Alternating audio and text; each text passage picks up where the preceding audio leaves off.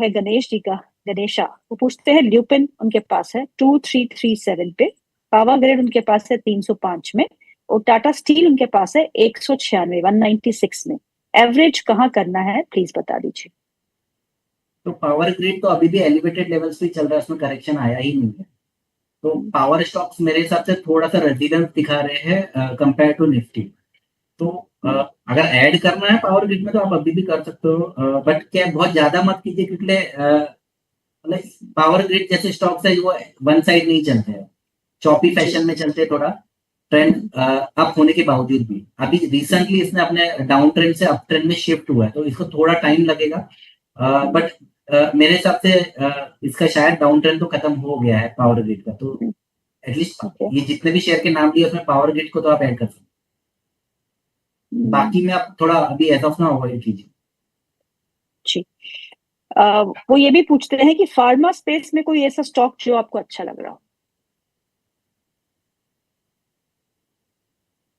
Pharma में actually देखेंगे तो most of the shares up trend में ही चल रहे हैं, बट फिर अगर मेरे को आज रिकमेंडेशन देना है तो आज देखो क्या होता है ना कि जब भी हम रिकमेंड करते हैं तो मेरा स्टाइल ये है कि उस दिन वो स्टॉक एटलीस्ट पॉजिटिव रहना चाहिए।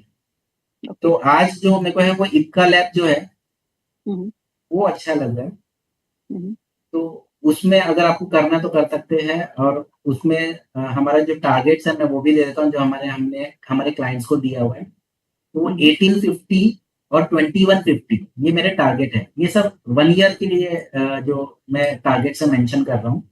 और इसका जो इनवैलिडेशन लेवल भी है डेली क्लोजिंग बेसिस पे 1349 का है, तो इक्का लैब एडिशन कर सकते हैं। अगेन ये स्टॉक थोड़ा चॉपी है, आसानी से रिटर्न नहीं देगा, बट फिर 1 ईयर के हिसाब से तो ये सब तो नॉर्मल ही है। तो जब भी नीचे आएगा तो आप उसको बाय कर सकते हो। इसके जो सपोर्ट लेवल्स है वो 1520, 1500, 1490, 1489, तो ये सारे लेवल्स है जो सपोर्ट लेवल्स है। यहाँ पे कभी भी आता है शेयर तो आप यहाँ पे एडिशन के लिए सोच सकते हो। आज खरीदना है तो आप आज भी खरीद सकते हो, लेकिन फिर आपको थोड़ा स्टैगर्ड वे में खरीदना पड़ेगा। मेरे हिसाब से 4 पार्ट करना ऑलवेज एक गुड स्ट्रेटेजी है, जो मैं प्रैक्टिस करता हूँ। अगर मुझे 100 शेयर लेना तो आज मैं 25 ले लूंगा, और बाकी अगर डिप आ रहा है तो ठीक है, नहीं आ रहा है तो फिर मैं थोड़ा एलिवेटेड लेवल पे और 25 लूंगा। मैक्सिमम मेरा इन्वेस्टमेंट हमेशा कोई भी स्टॉक में जितना मुझे खरीदना रहता है उसके 50% ही रहता है, और बाकी मैं डिप्स पे ट्राई करता हूँ। अगर आया तो ठीक है, नहीं आया तो छोड़ देता हूँ। चलिए अगला सवाल जो है सुबू जी का है। सुबू जी पूछते हैं पारस डिफेंस 699, भारतीय एयरटेल 2035, एवरेज कहाँ करूं और ट्रेंड क्या रहेगा? भारतीय एयरटेल और पारस डिफेंस। पारस का तो अभी जो ट्रेंड है वो काफी चॉपी है, साइडवेज है, जो बायस है वो थोड़ा नेगेटिव है। पारस में मैं एक लेवल दे देता हूँ, उसके नीचे उसका ट्रेंड डाउन हो जाएगा, वो है 600। मैं एक राउंड फिगर लेवल देना चाहूंगा जिसके नीचे इसका ट्रेंड चेंज हो जाएगा। ऊपर में भी लेवल देना चाहूंगा बिकॉज साइडवेज ट्रेंड है, तो ऊपर में भी 800 लेवल है। जिस दिन भी 800 के ऊपर क्लोज होगा तो ये ट्रेंड अप हो जाएगा। तो जब तक ये ट्रेंड के विद इन है, 800 के अंदर चल रहा है, 600 के ऊपर चल रहा है, तब तक ये स्टॉक बहुत चॉपी फैशन में ही ट्रेड करेगा। अगेन सपोर्ट रेजिस्टेंस पे बाय किया तो ठीक है, नहीं तो फिर ये स्टॉक और रिवर्सल बहुत क्विक आते हैं, तो अगर प्रॉफिट बुक नहीं किया विद इन द रेंज तो इससे पैसा बनाना मुश्किल हो जाएगा। थोड़ा सा फिर एडवांस हो जाता है, जो ट्रेडर है जिनको समझता है ना, जो चार्ट पे ही लगे रहते हैं, तो वो लोग खेल सकते हैं। बट ठीक है, जब तक ये रेंज के अंदर आप कुछ भी मत कीजिए। भारतीय एयरटेल का भी ट्रेंड जो है वो डाउन ही है, तो भारतीय एयरटेल फिलहाल मुझे इतना अट्रैक्टिव लग नहीं रहा है। और जब ट्रेंड डाउन होता है तो ऑफकोर्स वो मेरे लिस्ट से हट ही जाता है वो स्टॉक। तो मैं जब तक वो ट्रेंड चेंज नहीं होता, और नॉर्मली डेली में मैंने ये देखा है कि ट्रेंड पूरा चेंज करने को वो स्टॉक को मेरे कुछ लेवल्स होते हैं, उस लेवल के ऊपर अगर वो 2.5 महीना रहता है तब जाके ट्रेंड चेंज होता है। ऐसा नहीं कि सिर्फ प्राइस ऊपर चले गया 1-2 दिन तो हो गया, ऐसा नहीं होता है। ऐसा बहुत बार यही बुल ट्रैप में लोग फंस जाते हैं कि उनको लगता है डाउन ट्रेंड वाले स्टॉक में अगर बाइंग आ गई है विथ वॉल्यूम भी बाइंग आएगी है तो ट्रेंड चेंज हो जाता है। तो ऐसा नहीं होता है, 1-2 दिन के बाइंग से ट्रेंड नहीं चेंज होता है। आप एचडीएफसी बैंक खरीद रहे हैं?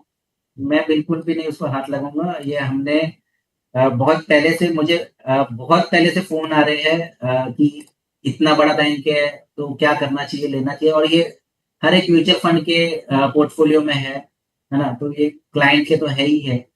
इसका जो ट्रेंड चेंज लेवल है 6 जनवरी से ट्रेंड डाउन ही है। तो मैं 6 जनवरी से तो यही बोल रहा हूँ, इससे आप हट जाओ।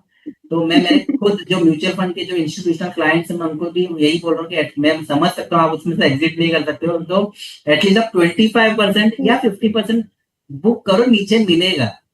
अब उनको क्या लगता है कि हाथी शेयर है, ये हिलेगा थोड़ी, कहाँ नीचे मिलेगा, कभी मिलेगा ही नहीं हमें, तो वो चक्कर में वो नहीं छोड़ते माल।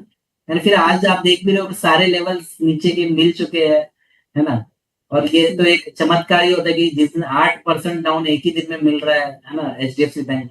बट ये किसी को तो पता होगा, तो तब से वो डिस्ट्रीब्यूशन चालू ही है कि ये। और आज भी जो न्यूज आया उसमें क्लियर कट था कि ये 2 साल से चल रहा है। मैं तो आज ये भी कहना चाहूंगा कि ये तो खाली बोला गया सरफेस लेवल पे 2 साल, शायद उससे पहले भी हो, हमें पता नहीं है। तो थोड़ा कॉशियस रहना चाहिए जब भी ऐसे नेगेटिव न्यूज आती है, तो इसे एक दिन के क्लैरिफिकेशन से ट्रेंड, अगेन मैं बोल रहा हूँ, ट्रेंड तो नहीं चेंज होने वाला। शॉर्ट टर्म बाउंसेस आ सकते हैं, ये बाउंसेस को यूज करो एग्जिट करने के लिए। अच्छे Okay. शेयर में डालो, मैंने आज 2-3 अच्छे शेयर बताए, अच्छा टारगेट भी बताया, उसमें डाल दो। कौन से बताया, एक ही तो मैंने बताया एथर अभी। एनर्जी बताया और हाँ, इक्का लैब बताया, जिसका बड़ा बड़ा टारगेट अच्छा, दिया मैंने। ओके। एथर एनर्जीज, इतना लैब याद रखेंगे। ये अगला सवाल जो है वो गनू जी का है। वो पूछते हैं oil India 493, ITC 329, E2E network 2600, इन तीनों ही स्टॉक्स का आपका क्या व्यू है? ऑयल ऑयल इंडिया इंडिया, तो oil India ITC। Oil India अच्छा लग रहा है मुझे। ओके। जैसे मैंने थोड़ी देर पहले ONGC का कहा था, ONGC का भी ट्रेंड अप है, ऑयल इंडिया का भी ट्रेंड अप है। ये दोनों ही सिर्फ शेयर है जो अपस्ट्रीम कंपनीज है, जहाँ पे क्रूड ऑयल बढ़ने से इनको फायदा होगा।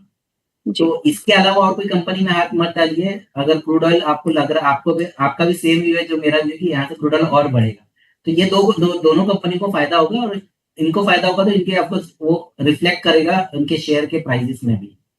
यहाँ से जो मुझे जो ऊपर के लेवल्स दिख रहे हैं, जो हमने हमारे क्लाइंट्स को भी दिए हुए हैं, वो है 490 और 525 लेवल्स। नीचे में जो लेवल हमने दिया है कि अगर हमारा व्यू पूरा ही चेंज हो जाएगा इसमें, वो है 409 का। तो जिस दिन भी ये 409 के नीचे क्लोज हो गया, तो हम लोग हमारे क्लाइंट्स को एग्जिट करा देंगे, अगर हमारा टारगेट नहीं आया तो। ओके। ITC। टारगेट पे बुक ही कर देंगे। ITC का ट्रेंड तो भयंकर डाउन है, बीच में जो 1 जनवरी को बहुत बड़ा सा फॉल आया था ना, 10% का, वो बहुत न्यूज आने की वजह से। तो उसके बाद से तो उसने कभी रिकवरी नहीं किया है, और वो कंटिन्यूस बेसिस पे हायर हायर हायर लो नहीं बना रहा, उल्टा बन रहा है जो पैटर्न, जो है ना, लोअर है लोअर लो। तो वो जो बाउंसेस आ रहे हैं, यहाँ पे लोगों को क्या लग रहा है, बंद तो नहीं होगी ना कंपनी, बंद तो नहीं होगी, लेकिन कोई कंपनी बंद नहीं होती है, बट प्राइसेस तो नीचे आ ही सकते हैं। येस बैंक भी आज बंद नहीं हुआ है, 5 रुपया गया था लेकिन, है ना। तो ये समझना बहुत जरूरी है कि जब भी आप इन्वेस्टमेंट करते हो, सिर्फ ये आपको खुद को समझाने से कि कंपनी तो बंद नहीं होगी और आपको प्रॉफिट हो जाएगा, तो ऐसा नहीं होता है। आप इन्वेस्ट कर रहे हो शेयर के भाव में, तो जहां पे आप खरीद रहे हो वहां से ऊपर जाएगा तो ही आपको प्रॉफिट होने वाला है, नहीं तो प्रॉफिट नहीं। तो यहाँ पे इसीलिए टेक्निकल एनालिस्ट लोग जिंदा इसीलिए है कि प्राइस इंपॉर्टेंट है, भाव भगवान से, जैसे हम लोग बोलते हैं ना। इससे तो एग्जिट कर देना चाहिए ITC से। Okay, ITC exit.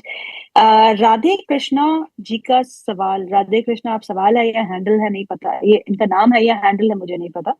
REC 380 current chart, profit, wait और एग्जिट। 380 में उन्होंने REC खरीदा है, प्रॉफिट के लिए वेट करे या एग्जिट करे, इसमें क्या होने वाला है? REC मर्जर कब तक REC ना, मुझे और ऐसा क्या लगता है बने? कि कंपेयर टू REC, बिकॉज ये जो REC PFC का जो मर्जर की बात हो रही है, इसमें REC का ट्रेंड डाउन और PFC का ट्रेंड अप है। तो आप REC से हट के PFC ले लीजिए, जब मर्जर की ही बात हो रही है तो। ठीक है, तो PFC में आपको मेरे हिसाब से बेनिफिट होगा, ट्रेंड अप है। तो इसमें ओके। इसमें ठीक है, आप मर्जर तक रुके हो नहीं रुके हो, लेकिन आज एंट्री जो करेंगे, यहाँ से आपको जो ऊपर के लेवल्स मिलेंगे वो प्रॉफिट ही होगा। अगला सवाल जो है वो है गॉडफ्रे फिलिप्स पे, 2500 में लिए है, क्या करूं?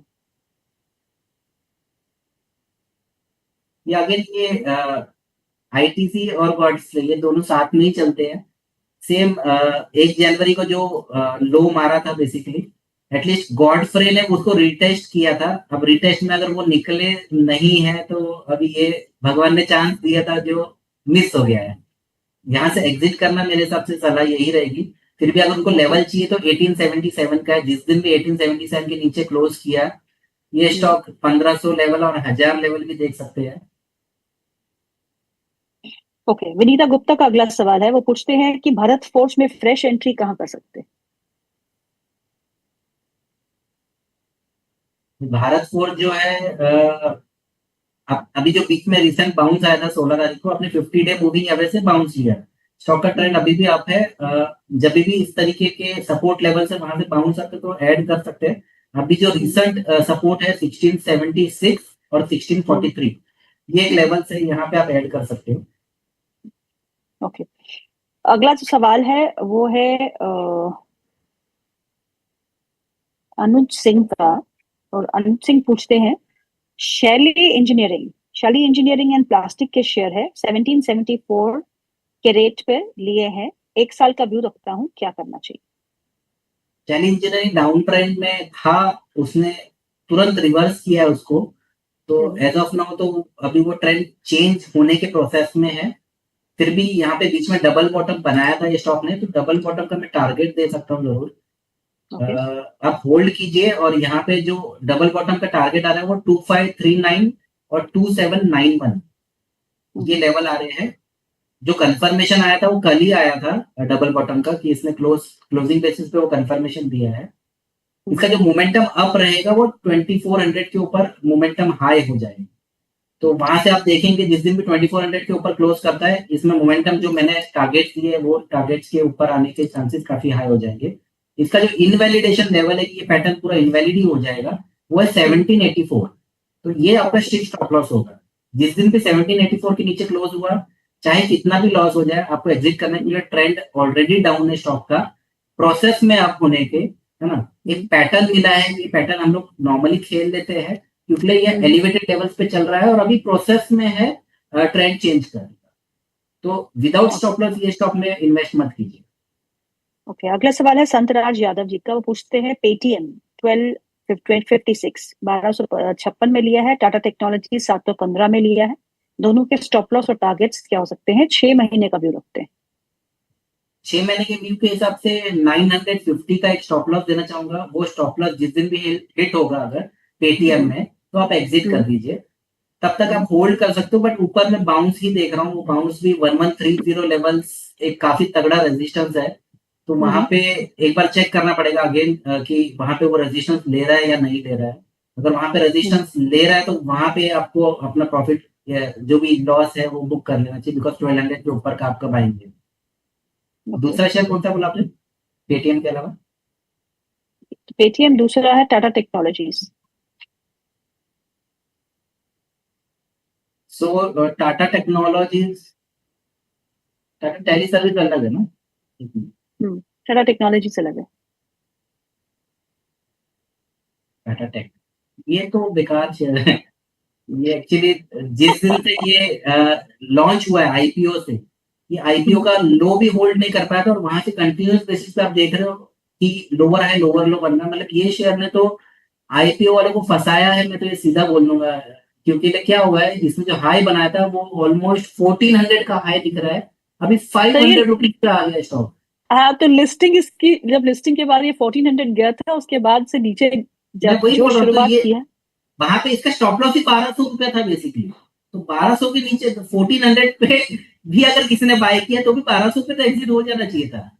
मतलब ये बहुत क्लासिक केस है। यहाँ पे तो टोपी पहना दे जिसको ना, इसकी टोपी उसके शेयर, ऐसा हो गया उनको। इसलिए कंटिन्यूस बेसिस पे ये शेयर मतलब इतना शैलो बाउंस है, वो शैलो बाउंस भी इतना बड़ा दिखेगा अगर खाली लोगों को परसेंटेज वाइज। मैं आपको एग्जांपल देना चाहूंगा कि यहाँ पे बीच में जो बाउंस आया था 33% का बाउंस था 7 अप्रैल से 11 जून तक। अब लोगों को लगे 33% तो बहुत अच्छा है, लेकिन अगेन ट्रेंड डाउन है, तो ये यूज हो गया निकलने के लिए। जो बड़े लोग हैं वो निकल गए, और फिर अगेन ये स्टॉक आप देखो तो वो लेवल्स के नीचे ही चल रहा है। तो इससे पैसा तो नहीं बनने वाला है। एक बार लॉस बुक कर लो, है ना, इजी रहेगा। मेरे लिए बोलना आसान है, मैं समझ सकता हूँ, आपके लिए निकलना आसान नहीं है। बट मैंने जो शेयर दिया कि उसमें इन्वेस्ट करके देखो, आप पैसे बनने के एटलीस्ट प्रोबेबिलिटी हाई है, ट्रेंड अप है। यहाँ पे तो ट्रेंड आपके साथ ही नहीं तो पैसा नहीं बनना है। विनीता गुप्ता पूछती है